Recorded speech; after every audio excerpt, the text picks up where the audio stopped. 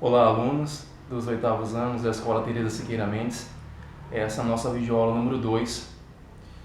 Antes de mais nada, antes de começar propriamente com a aula, eu queria agradecer a todos que se manifestaram depois da videoaula número 1, aos que enviaram fotos do exercício feito, os que realmente se propuseram a procurar em sua casa os objetos retangulares citados na aula passada e fazer atividade. Eu fico bastante feliz com isso, tá? Realmente, para cada aluno que me enviou aí, eu tentei ser atencioso em fazer indicações a possíveis erros e fico feliz que tenham enviado, que tenham se envolvido, tá? Eu espero que a gente continue assim e que o número de envolvidos seja crescente, tá? Fiquem à vontade para estar enviando aí quando forem fazendo os exercícios e espero que possam, de verdade, né, a proposta, se divertir fazendo isso, tá? Que seja uma ocupação saudável para vocês nesse momento.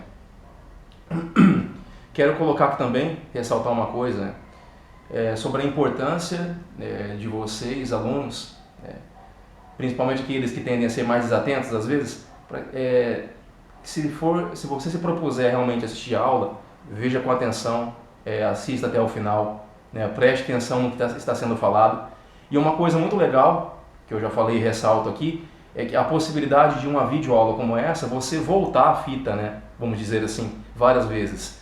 Então, na sala de aula, quando o aluno está distraído e às vezes o professor fala alguma coisa, ou explica alguma coisa, e você estava com a cabeça em outro lugar, que a gente tem a capacidade de fazer isso, você solicita que o professor fale de novo. Não dá para voltar àquele momento. Agora, a videoaula aqui é diferente, né? Você pode, talvez você estava assistindo e se distraiu por alguma coisa, sua cabeça foi distante, os seus pensamentos voaram e você perdeu alguma coisa. Volte, assista quantas vezes for necessário. Tá? É importante isso, né? O que você pensar em perguntar, às vezes você está no vídeo. Né? Então tenha sempre essa atenção para estar vendo quantas vezes for necessário, que eu tenho certeza que se você assistir esses vídeos atentamente, tenho certeza, você será capaz de realizar o que está sendo proposto aqui, tá bom? Bom, vamos lá então. E hoje eu quero seguir falando, né, de um assunto que também foi pautado em sala, né? Esses assuntos, o assunto que eu falei a aula passada, a área, esse assunto de hoje, volume, que vai complementar essa nossa geometria aqui, eles foram abordados bem nos momentos finais, enquanto estávamos na escola, antes de sairmos de quarentena, mas eu achei bem interessante começar a retomar por eles.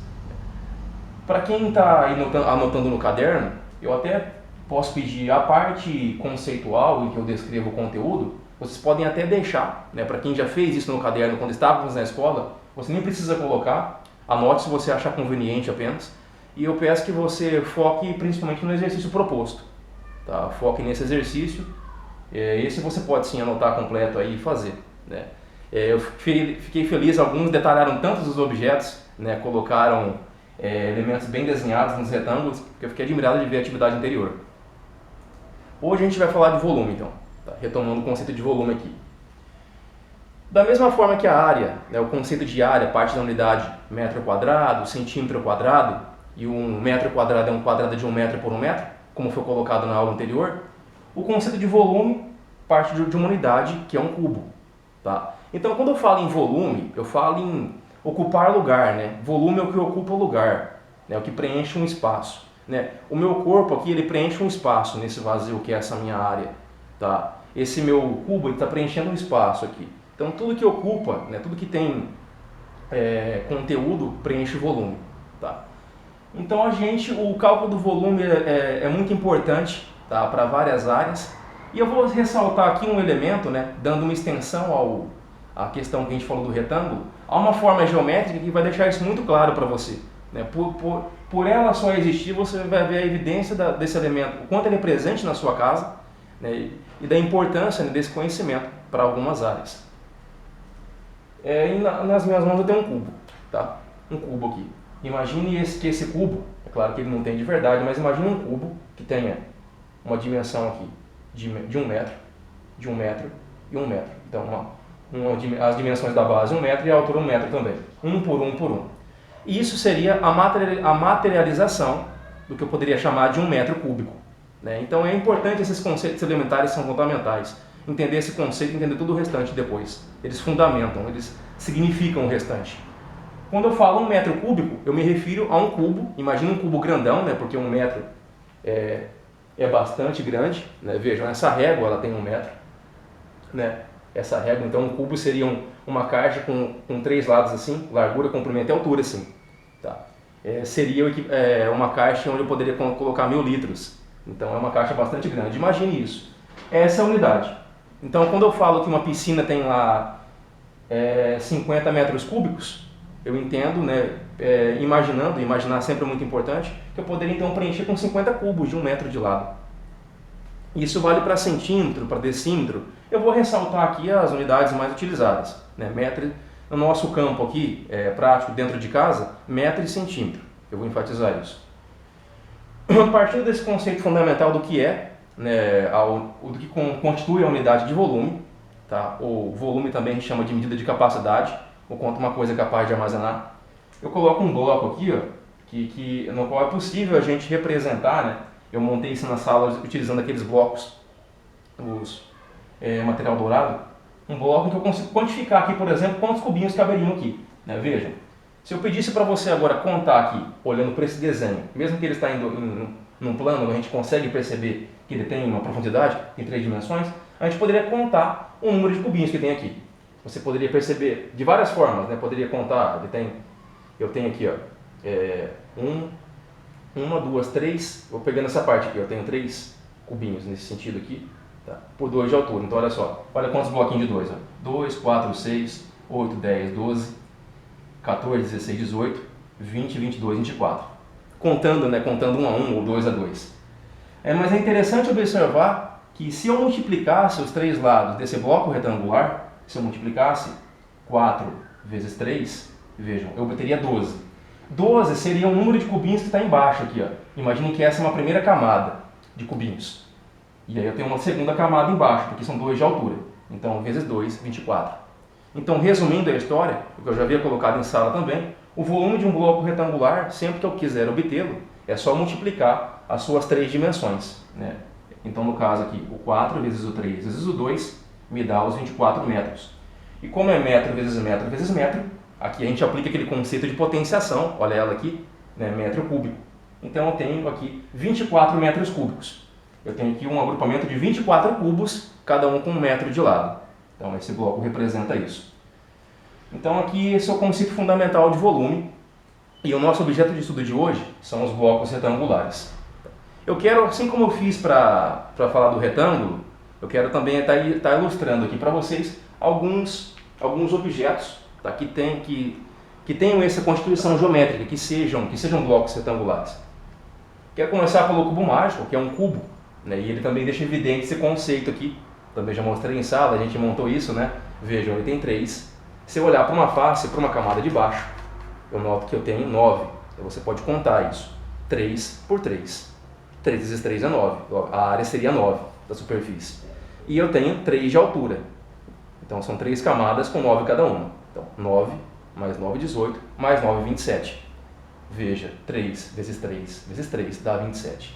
Então isso aqui também fundamenta, né, o conceito de eu multiplicar as 3 dimensões de um bloco retangular e obter o seu volume. Tá?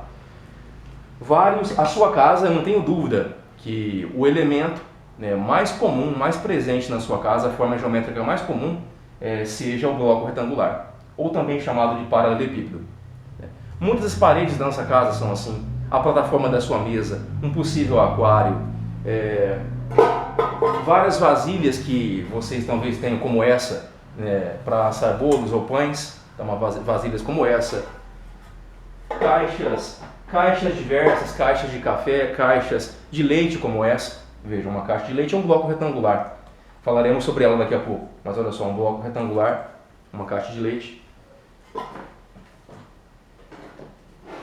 Aparelhos eletrônicos com esse formato também, olha só. Eu peguei coisas bem diversas, tá, para ilustrar quantos campos diferentes essa forma está envolvida. Olha só, um DVD antigo que eu acabei de pegar ali para exemplificar. Vejam, ele é um bloco retangular. Né? Ele tem uma largura, um comprimento, uma largura e uma altura. Então, um DVD aqui, um bloco retangular.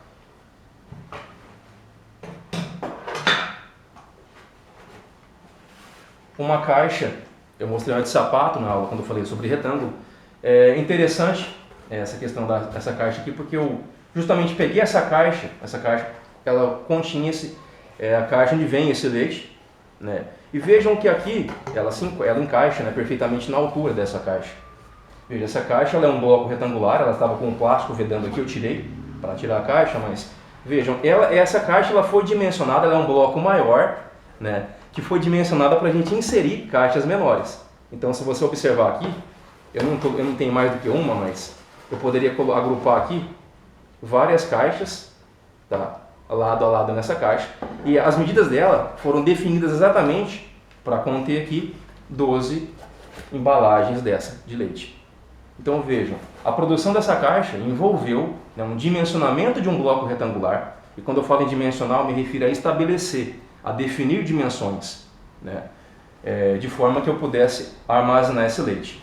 E mais, o legal dessa caixa de leite. Essa caixa de leite ela tem 1 litro. Ela tem 1 litro. Tá. A embalagem dela, ela não foi feita ao acaso. Quem produziu, quem determinou essas dimensões, quem fabrica essa embalagem, fabrica um bloco retangular que tem uma capacidade para armazenar 1 litro. Então, eu vou estender daqui a pouco a relação, né, a conexão entre metro quadrado, centímetro quadrado, para unidades mais comuns, né, que a gente utiliza na nossa casa, em litros e ml. Antes, deixa eu mostrar mais alguns blocos aqui. Alguns blocos que eu tanto amo, os livros. Mais um aqui, olha só, o livro também. Os livros são exemplos fantásticos de blocos retangulares, né? Vejam aqui esse livro, que eu quero começar a ler em breve, Crime e Castigo, do Dostoiévski. Olha que bloco retangular. Olha só, é um bloco retangular. O interessante dos livros, né, é que não só o livro em si como um todo, olhando para ele eu vejo um bloco, eu poderia calcular o volume desse livro, mas cada folha, e aí eu te convido, né, um olhar sensível para as coisas. Se eu olhar para uma folha desse livro, apenas uma folha, essa folha também é um bloco retangular. Eu não posso falar que ela é um retângulo. Essa folha ela tem uma superfície retangular. A superfície é retangular, mas ela também é um bloco, porque ela também tem uma largura. Tá? Por mais fina que seja essa largura, ela possui. E parece, né? Parece que não é nada, mas é desprezível. Na verdade, ela não é. Né? Ela é muito menor do que essa dimensão e do que essa, no caso do livro. Mas veja, se ela fosse desprezível, de folha em folha, olha a largura que esse livro terminou. Né? Então aqui eu tenho 591 páginas desse livro, mais duas da capa contra capa, 593. E olha só, de fino em fino eu tenho um livro, né, de certa forma até com uma espessura boa. Então cada folha em si também constitui um bloco retangular, que poderia ter seu volume calculado. Inclusive nos cadernos, né, vem anotado na contracapa, observe, quantos gramas pesa cada metro quadrado daquele papel que produz o caderno. Procure no seu se não contém essa informação. É uma curiosidade. Dando continuidade aqui, eu quero mostrar as relações, né, as correlações entre metro quadrado, centímetro quadrado e litros. Eu também já coloquei isso na escola e quero estar acrescentando aqui. 1 metro quadrado, então um cubo com 1 metro de lado, tem uma capacidade de ocupar ou de armazenar 1000 litros. Então essa é a correlação que a gente vai utilizar. 1 centímetro cubo, então um cubinho de 1 centímetro de lado é a mesma coisa que 1 ml. 1 ml você pode pensar naquelas porções de remédio. Né? 1 ml daquele, se você materializasse aquilo num cubo, seria um cubo de 1 centímetro de lado. E 1 litro, né, que é uma unidade muito usual em casa, 1 litro é a mesma coisa que 1000 centímetros cúbicos, porque é a mesma coisa que 1000 ml. Então 1 litro é igual a 1000 centímetros cúbicos. Pois bem, de posse dessas informações, que você pode memorizar ou não, a gente vai agora, eu vou mostrar um exemplo, tá? E naquela pegada de utilizar a nossa casa como laboratório, quero fazer isso o tempo todo, tá? Quero que você explore a sua casa hoje também. Eu coloquei um exemplo da minha casa que eu calculei o volume de um objeto, de um bloco retangular que eu tenho. Eu vou pegar aqui. Por exemplo, eu peguei um bem atípico aqui, além dos que eu mostrei, eu peguei essa caixa de som, observe. Ela está desenhada, eu representei ela ali. Então vejam, que interessante, essa caixa de som, quando eu a encomendei, e eu recebi ela depois, a encomenda, ela veio com as especificações técnicas que definiam as dimensões dela. Então vejam, ela é um bloco retangular, tá? Uma caixa de som. Ela é um bloco, ela tem aqui uma largura, ela tem uma altura e ela tem um comprimento. Tá? Aqui o que eu fiz foi calcular o volume dela, o que eles chamam de litragem. O pessoal costuma chamar de litragem o volume assim. Tá? Então eu peguei a régua Assim como vocês mediram os objetos da casa de vocês, mediram a porta, mediram outros objetos, vocês vão poder fazer a mesma coisa, tá? Eu peguei uma régua comum e eu medi essa dimensão, no caso deu 21,5. Eu medi essa, tá? Essa aqui, obtive 26,5 e medi a altura, deu 34,5. O volume, como já foi dito, é só multiplicar as três dimensões, tá? Então eu fiz isso.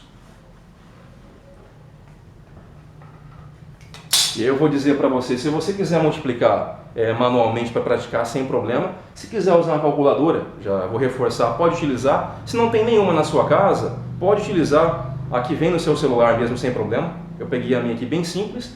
E você pode utilizar a calculadora do seu celular para fazer. Aqui no caso é a multiplicação, a ordem não importa. Tá? Eu vou mostrar aqui uma coisa. Acho que certamente você deve saber manipular a calculadora do seu celular. Veja, né? Você pode utilizar o celular para calcular esses cálculos simples sem problema. Eu obtive aqui o resultado. Observe que ele me deu 19.656,375 centímetros cúbicos. É o volume da minha caixa. Mas eu quero saber esse volume em litros. Na escola fizemos isso. Para mim, então, converter um volume de centímetro cúbico para litro, se eu sei que 1 litro é 1.000 centímetros cúbicos, então é só eu dividir por 1.000. Tá? Então, aqui, esse número aqui foi esse aqui que eu obtive, dividido por 1.000. A divisão por 1.000, quando eu divido por 1.000, então eu tenho esse número aqui, né? Obtido aqui. Quando eu divido por 1.000, você sabe que é como se eu deslocasse a vírgula. Observe o resultado. Observe que, aparentemente, os algarismos números se mantêm, mas é como se a vírgula, olha, a vírgula está aqui, né? A vírgula está aqui. Ó. É como se ela tivesse deslocado para cá. Então, inclusive, esse é um macete muito utilizado, né? Quando eu divido por 10, por 100, por 1.000, é só caminhar com a vírgula para a esquerda o número de zeros que contém o meu divisor. Então, divido por 1.000, caminho 3 vezes, eu acompanho. 1, 2, 3. E deu 19,656375. Tá? Olha só. O que eu fiz aqui foi aproximar o valor. Para não colocar, então, então a vírgula ficaria aqui. Para não colocar tudo isso depois da vírgula, eu deixei 2 casas só. Agora eu usei a aproximação aqui, tá? Pode utilizar também. Na aproximação, eu não simplesmente considerei, eu simplesmente ignorei tudo que estava aqui. Eu não coloquei a vírgula lá e deixei 19,65. Não. Eu olhei, e se eu quero aproximar um número para 2 casas, que é o caso, eu quero aproximar para 2 casas, eu olho para a terceira. No caso, a terceira casa aqui é o 6. Se essa terceira casa for 5 ou maior, então eu esqueço tudo que tem para lá e eu aumento a segunda casa uma unidade. É o caso. A terceira casa aqui ela é 6. Né? Então eu aumentei esse 5 que era a segunda casa para 6. Aumentei uma unidade. Se a terceira casa fosse menor que 5, era simplesmente eu não mudar nada. Então ficaria, se fosse, por exemplo, 19,652. O 2 é menor que 5. Nesse caso, então, eu deixaria 19,65. Então, eu estou mostrando, falando quais são os critérios de aproximação aqui. Aí você pode aplicar também. Mas, tá, você pode utilizar, para calcular o volume, esses processos aí. Esse assunto me recorda uma atividade gostosa que eu efetuei lá na escola, com vocês, onde a gente foi lá para fora e com um copo medidor, eu levei alguns objetos de casa, algumas vasilhas de casa, e a gente colocava, vocês davam um palpite inicialmente de quanto caberia de água naquilo. Por exemplo, como se eu perguntasse agora, olhem para esse recipiente, né, aproximadamente um bloco retangular. Quantos litros você acha que cabe aqui? É muito difícil acertar isso num palpite. Né? Então a gente dava os palpites, eu acho que cabe tantos litros, cabe tanto, cabe meio litro. Aí depois a gente fazia uma coluna calculando o volume. Então para calcular, e olha só, eu quero que você olhe para esse desenho agora, esqueça o enunciado por enquanto. Esse bloco representa essa forma, por exemplo. Aí para calcular a gente media, tirava as medidas, olha só. Aqui eu medi 27,5, aqui eu medi 11 e aqui eu medi 8. Tá? Multiplicava e obtinha o volume. E aí depois a gente conferia com água, né? O meu copo medidor lembra do copo medidor que eu levei? Você deve ter um copo medidor em casa que marca em ml, e eu ia colocando água aqui dentro para verificar se o cálculo do volume que eu fiz, se esse cálculo ele correspondia ao volume que estava lá, né? Muitas vezes foi legal observar que se aproximou bastante. É claro que exatamente não dava, né, por conta de imprecisões na medição, mas realmente o cálculo correspondia ao volume que a gente esperava. Eu fiz isso em casa, tá? Eu coloquei a água aqui e calculei o volume, então eu fiz essa multiplicação. A multiplicação do 27,5 por 11 por 8 e obtive 2.420 centímetros cúbicos. Tá? Vejam, inicialmente quando você multiplica a resposta em centímetros cúbicos. Depois eu peguei isso e dividi por 1.000. Né? E nem precisa agora, você pode fazer isso de cabeça, tá? Como você sabe que é só deslocar a vírgula. E obtive então um volume de 2,42 litros. Tá? Então 2 litros e 420 ml seria. Eu conferi com o medidor de casa, um medidor fui colocando de 500 a 500 ml e deu muito próximo a isso. Tá? Então dá muito próximo. Também achei bem interessante, eu peguei essa caixa de leite apenas comprei para fazer essa aula, a gente nem toma leite de caixinha aqui em casa. Tá? Eu medi essa caixinha agora há pouco. Eu peguei a caixinha com um bloco retangular e eu medi aqui, eu obtive, você pode até conferir comigo, 17 na altura, eu obtive 9,4 nessa dimensão e eu obtive 6,3, mais ou menos, nessa dimensão, a minha caixa de leite. Ela é um bloco, multipliquei as 3 dimensões, olha só o resultado. Multiplicando, 9,4 vezes 6,3 vezes 17. O resultado que deu foi aproximadamente esse, 1.006,74 centímetros cúbicos. Aí o que eu fiz foi dividir isso por 1.000 e olha só, 1,006, ou seja, aproximadamente, né, 1 litro, o que condiz, né, com a realidade da caixa, né? Bem interessante, porque essa caixa ela tem realmente capacidade para 1 litro. Eu fiz aqui uma verificação, né, de que o volume dela realmente é 1 litro, tá, como eu obtive. Então, para mostrar vários exemplos para vocês, e a sua casa está recheada de elementos, como os que eu mostrei aqui, que são blocos retangulares. O legal dos blocos, né, é uma forma interessante. Por que o bloco retangular é tão utilizado? O bloco, vejam, eu mostrei da caixa de leite. É muito fácil eu agrupar numa caixa blocos retangulares, eles se agrupam. Eu peguei aqui uma pilha de livros para mostrar também para vocês, olha só. Eu tenho livros diversos aqui, olha só, vários livros. Curiosamente, eu peguei ali agora e notei, eles têm basicamente, é claro que isso não é uma regra de livros, todos eles são blocos retangulares e eles têm praticamente as mesmas dimensões. Então, quando eu empilho esses livros, eu crio um outro bloco retangular e vejam como é fácil de agrupar isso numa prateleira, como é fácil de organizar. Olha na biblioteca da escola. Imagine se os livros tivessem formatos circulares. Já imaginou como é que seria organizar isso em prateleiras?